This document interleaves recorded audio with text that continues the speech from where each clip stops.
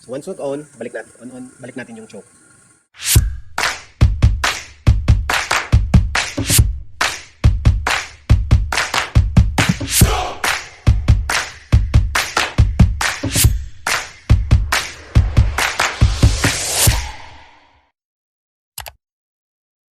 Hello mga online shoppers, it's me again, Kuya Earl. So welcome to our channel.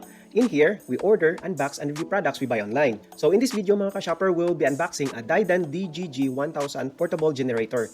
Though this product is medyo mahal, personally, for what it's worth, I think this is a good investment. Kasi living in the Philippines archipelago, we often get brownouts that are caused by typhoons, earthquakes, and sometimes floods or baha. This will be a good addition to our emergency tools and supplies. The purpose, bakit natin to binili mga ka-shopper? For 3 reasons. For emergency, yan, very obvious. And second is for pleasure, kasi magagamit natin doing camping. We need light or electricity, then this is a good product. And also, lastly is productivity. Yan. So for construction that needs electricity for our power tools or lights, so this is very useful. Yan, for emergency, pleasure, and productivity. We chose this product from Shopee mga ka-shopper against other brands, and some are cheaper product kasi for one reason. The seller is in the same region as me. So the seller is from Bacolod and I'm from Central Visayas, from Dumaguete, so same island lang kami. And since yung seller is in the same region as me, so the delivery will only take 2 days. So I ordered this product last May 29 and I received the product the next day, May 30. And so the price for this product is 5,790. Then the shipping fee is 458. Then less yung natin, shipping voucher, shipping discount voucher, which is 55. So in total, we got this for 6,193. So we're going to proceed with the unboxing now mga shopper. Yan, so the back is labeled with fragile. They're taking good care of our product. So sinukat natin yung box. This is a very small item, very small generator, very portable talaga. 1 foot by 1 foot by 1 foot. Yan.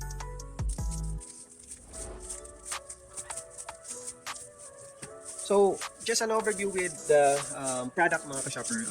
Yung Daiden generator, this is a gasoline. Yung surge output niya, though this is the 1000 version, yung output niya is 950 watts. Yung rated output is 800 watts. Frequency, 600 Hz. Rated AC voltage is 220. Rated current is 8 amps. Yan, single phase. This is a 2 horsepower engine, air-cooled, single cylinder 2-stroke.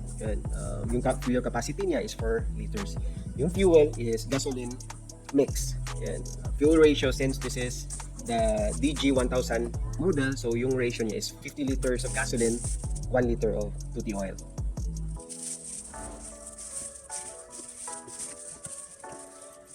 And so when we open the box mga ka-shopper, may amoy na siyang gasoline. So when we check the comments and description naman, they tested this already for shipping the item.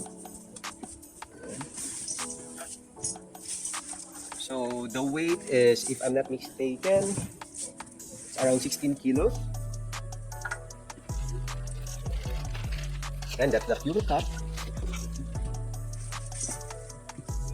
and the handle.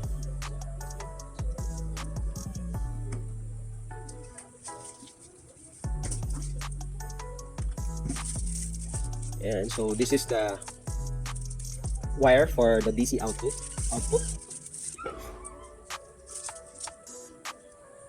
So itong generator na to mga ka-shopper, aside from the AC na 220 volts output, meron din tong 12 volts na output. This is the manual. Inside the manual, the screws for the handle.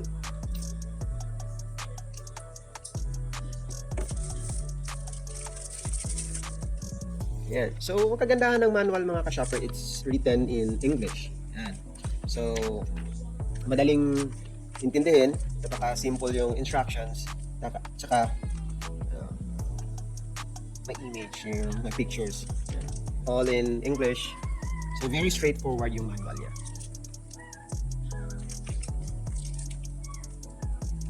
So, technical specifications, how to remove the spark plug, yung ratio niya for the fuel, gasoline and tutti oil, and how to start the engine. Nandun lahat sa manual. That's the spark plug wrench. And so basic tools for maintenance.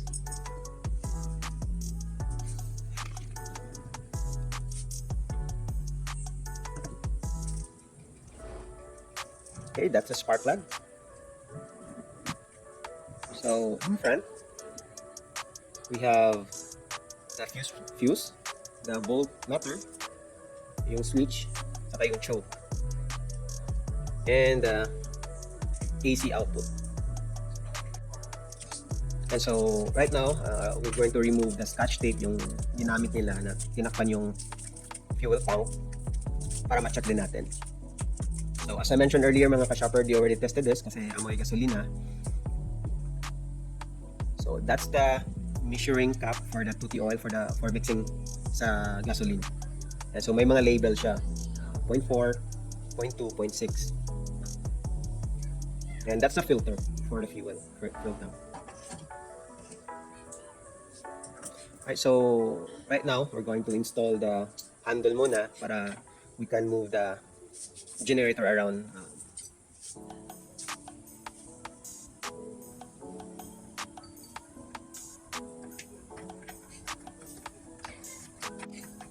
Moving on, skipping this.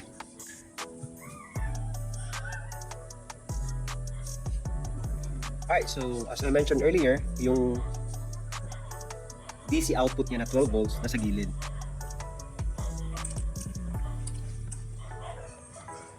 And that's used for charging batteries.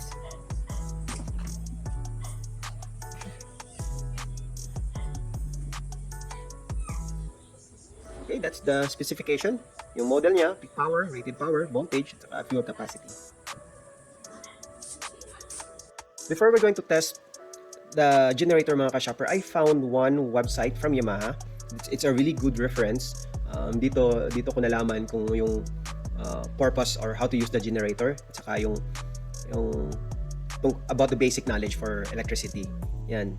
So let me share the website. So this is the website mga ka-shopper. So I'll be sharing this link. I'll be sharing the link below in the comments or in the description. Just check on that.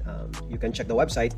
Very useful mga ka-shoppers. I just realized na lahat pala ng equipment natin, electrical equipment natin, may running wattage. Yun yung power rating niya. And sa mga equipment na may motor, kailangan pala ng aside from the running watts, merong startup watts. Yan. So let me read this note that I found in Google. Running or rated watts are the continuous watts needed to keep item running. Starting watts are extra watts needed for 2 to 3 seconds to start motor-driven products like refrigerator or circular saw. One is electric fan. This is the maximum wattage of the generator can produce. So it's very important mga ka-shopper, as stated here sa step 2, the power consumption and startup power of electrical equipment should be checked. Yan. So dapat kailangan mo i-check mo yung equipment or device mo bago mo gagamitin sa using the generator, di ba? May example dito sa baba mga ka-shopper, sa paano i-compute yung startup power per devices. And so electrical product with startup power identical to the power consumption. So meaning mga ka-shopper, kung ano yung startup power niya, the same lang yung running watts. So for example, yung TV, diba? So wala siyang electrical motor. So once pag on mo yan, kung ano yung power rating niya, yun na yung power consumption. Wala na siyang startup watts.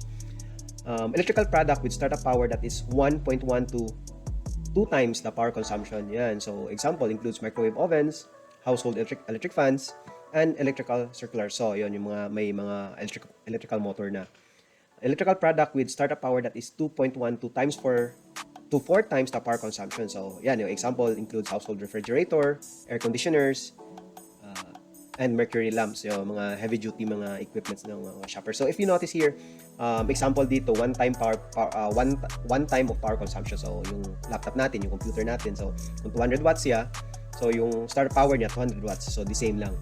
But if you're going to see dito, for example, impact wrench, electric drill, so yan, yung power consumption niya, kung if naka-indicate sa label niya na 300 watts, so expected na meron siyang startup watts kasi may electrical motor na siya. So magiging times 2 na siya, 600 watts. Yan. So yung mga 2.1 to 4 times the power consumption, yung mga heavy duty equipments natin, yung mga refrigerator, yan, air compressor. Yan. Kasi yung especially yung mga water pump natin mga ka-shopper, kasi may load siya, kailangan siya na startup na malakas para ma-handle niya yung load sa motor. So that's why dito 2.1 to 4 times yung multiply natin 4 times yung yung rated power, multiply natin yun ng times 4, yun yung startup power niya.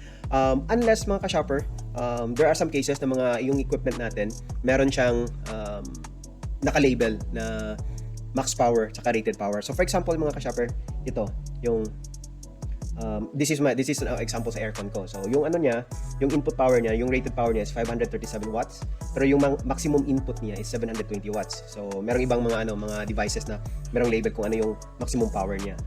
And so but since we're using a 1000 watts generator, during brownouts lang, basic lang gagamitin natin. Rule of thumb natin usually, kasi ginagamit lang natin for electric fans at saka for lights. Yan. So rule of thumb natin, huwag nyo kalimutan, all electric motor driven equipment ay merong startup power na kailangan para mapandar, diba? So as mentioned earlier, yung electric fan natin, so from the running watts, so check natin yung electric fan, kung meron siya 75 watts, times 2 lang natin, 150 watts, yan yung startup watts for 3 seconds. After then, babalik na siya na 75 watts na consumption.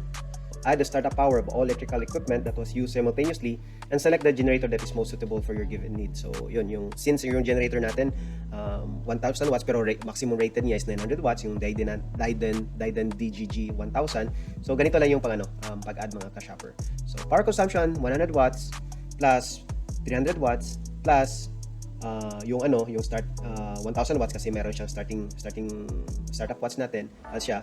So ito yung total startup power 1400 watts tapos total consumption 900 watts. So ganito lang yung pag malaman kung ano yung total consumption ng mga gamit natin. So later on, during our testing, papakita na naman natin yung computation natin, yung yung wattage ng electric fan, yung mga devices na ginamit natin for the testing sa generator natin mga ka-shopper. So very useful the website. I'll be sharing the website again on the description. Check nyo lang and just scan through this website, at least alam nyo kung paano gamitin yung generator nyo, di ba? Alright, so let's proceed with the testing. So for this testing mga ka-shopper, we're just using 3 liters of gasoline.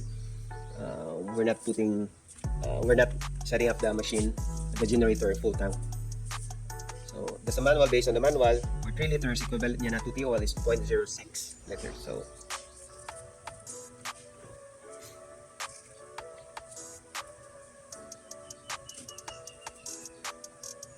So we were using 3 liters unleaded regular gasoline. Okay na yung regular gasoline mga ka-shopper, no need to use premium or yung higher octane. So that's equivalent ratio for fuel and 2T oil. So since we're using only 3 liters, so based on the ratio, we're going to measure up 0.06 liters of 2T oil.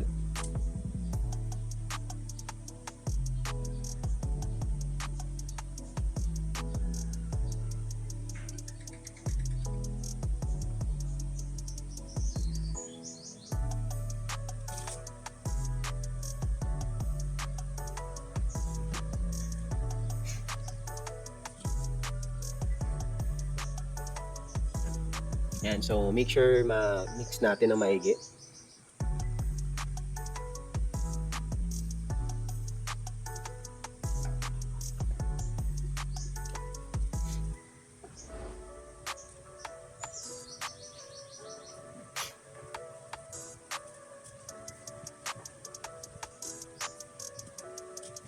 Alright, so after mixing the gasoline and 2T oil, saka natin ilagay sa fuel tank.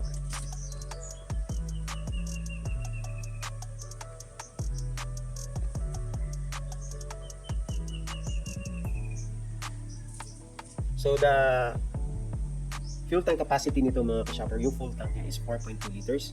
But I don't advise to load the generator with full tank kasi once you power on the generator, mag-vibrate siya. Though meron namang fuel cap, but when I tested this earlier today,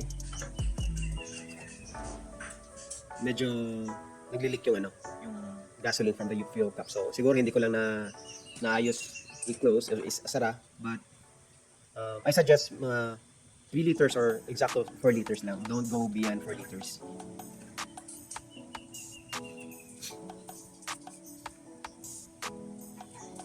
Alright, so right now, next is we're going to start the generator. So to start the generator mga ka-shopper, I'll be Yan. So, most common mistake sa mga other videos in YouTube that I found is nakalimutan nila maglagay ng grounding wire.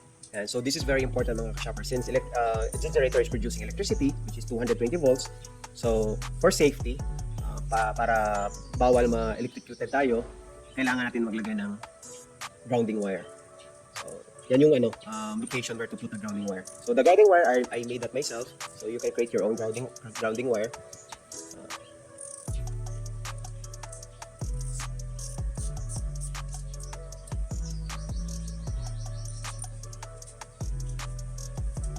And so yung kinonect ko, that's grounded to the sa lupa, to the ground. Yeah. Alright, so it's time to start the generator now. So before we start, dapat i-on natin yung fuel. Kasi naka-off yan. So, turn that on. Meron namang label, off at naka-on.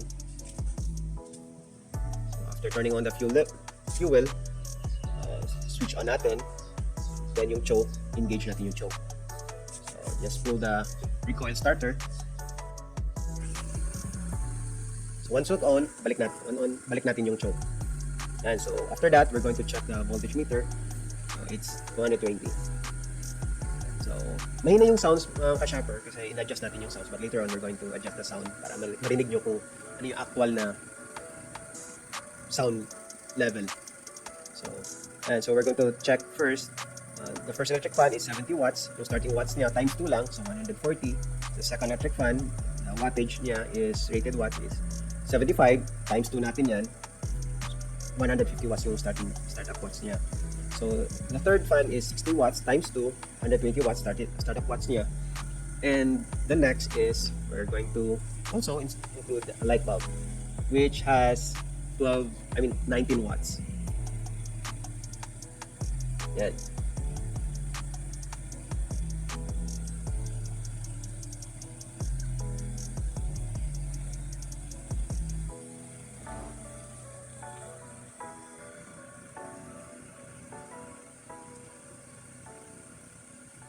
So, yung running watts natin is 224, tapos yung startup watts natin is 429.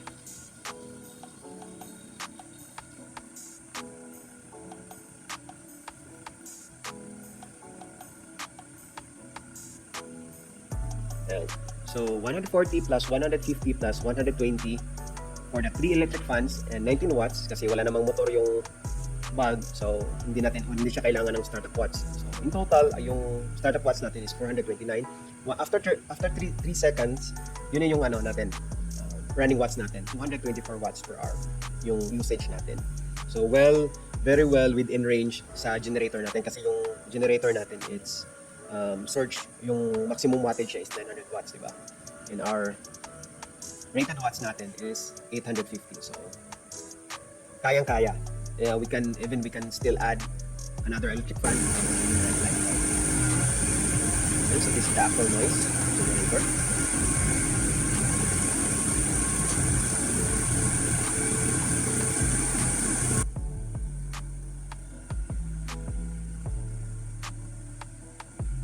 And to turn off the engine, just switch off. So, pero bago natin i-switch off, dapat remove natin yung nakasaksak. So, in the next video mga ka-shopper, this is just for testing purposes. May mistake ako dito. Kasi based on the manual, DC output niya is a max chargeable battery is 40 amps hour. Pero yung battery na ginamit natin is, I think this is, since this is a battery sa truck natin, this is 50 amps or more. So, but this is just for testing purposes. So, para at least malaman nyo kung paano gamitin yung DC output niya.